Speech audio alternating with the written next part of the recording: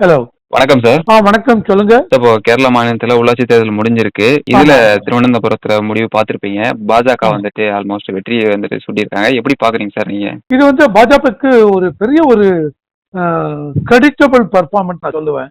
என்ன அப்படின்னா, இந்த திருவனந்தபுரம் கார்பரேஷன் பாத்தீங்க அப்படின்னா, ஒரு தொடர்ந்து 4 இதுவா பாத்தீங்கன்னா எல்டிஎஃப் அவங்க தான் ஜெயிச்சிட்டு இருக்காங்க. அந்த லாஸ்ட் இதுல பாஜக எதிர்கட்சியில் இருந்தாங்க இந்த திருவனந்தபுரம் இதுல. ஆனா இந்த தடவை திருவனந்தபுரம் கார்பரேஷன் மொத்தம் இருக்கிறது 6 கார்பரேஷன். அந்த 6 கார்பரேஷன்ல திருவனந்தபுரம் கார்பரேஷனை இந்த தடவை எலெக்ஷன்ல பிஜேபி ஜெயிச்சிருக்காங்க.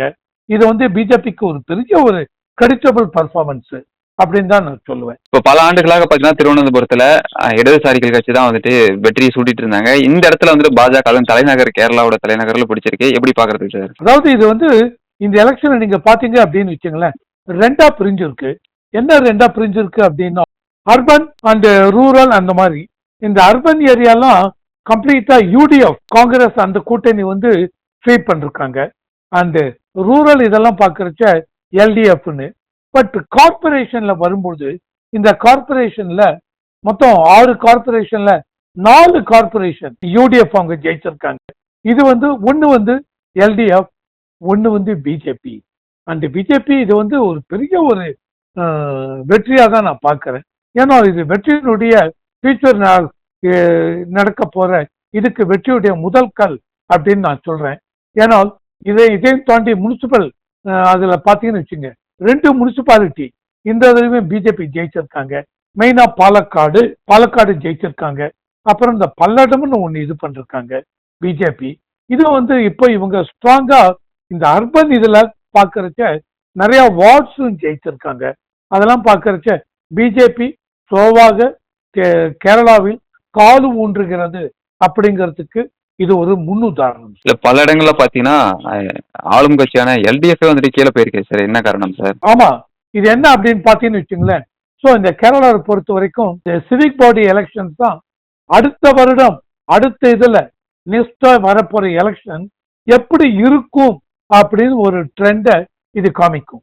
இப்ப 2015 சிவிக் எலெக்ஷன் எல்டிஎஃப் ஜெயிச்சாங்க. 2016 அசம்பிளி எலெக்ஷன் எல்டிஎஃப் ஜெயிச்சிட்டாங்க. 2020 சிவிக் எலெக்ஷன் எல்டிஎஃப் கிளீனா ஸ்வீப் பண்ணாங்க.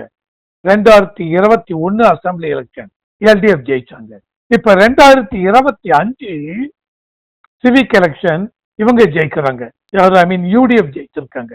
ஸோ தட் மீன்ஸ் வரப்போற 2026 அசம்பிளி எலெக்ஷன் கண்டிப்பாக யூடிஎஃப்க்கு ஜெயிப்பதற்கு எல்லா வித பாசிபிலிட்டியும் உண்டு.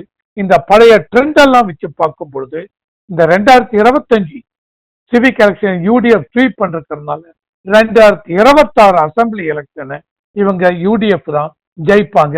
ஏன்னா கேரளால மக்களுடைய வாக்கு அந்த பேட்டர்ன் அப்படிதான் இருக்கு.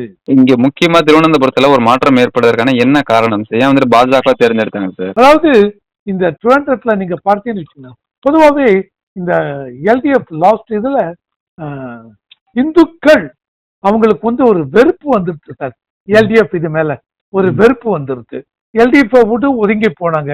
அதே சமயத்துல காங்கிரஸ் அப்படின்னு பாக்குறச்ச எல்டிஎஃப் என்ன காங்கிரஸ் மேல பிளேம் பண்ணாங்க அப்படின்னா, காங்கிரஸ் ரைட் விங் பார்ட்டி அந்த லஷ்கர் தொய்பா அவங்களோட இவங்க கூட்டணி வச்சு செயல்படுறாங்க. அந்த முஸ்லீம் இதை இவங்க ஆதரிக்கிறாங்க அப்படின்னு மாதிரி ஒரு பேச்சு கொண்டு போனாங்க. அதையும் தாண்டி பார்க்கும்போது இந்த சபரிமலை இஷ்யூலாம் அந்த இது கிட்ட வரும். அந்த இது கிட்ட திருவனந்தபுரம் அது பக்கத்துல அந்த ஏரியால வரும். இதெல்லாம் பார்க்கறச்ச மக்களுக்கு அந்த இந்துத்துவா இது கொஞ்சம் ஆழமாக பதிந்து இருக்கிறது மக்கள் மனதில், கேரளா மக்கள் மனதில.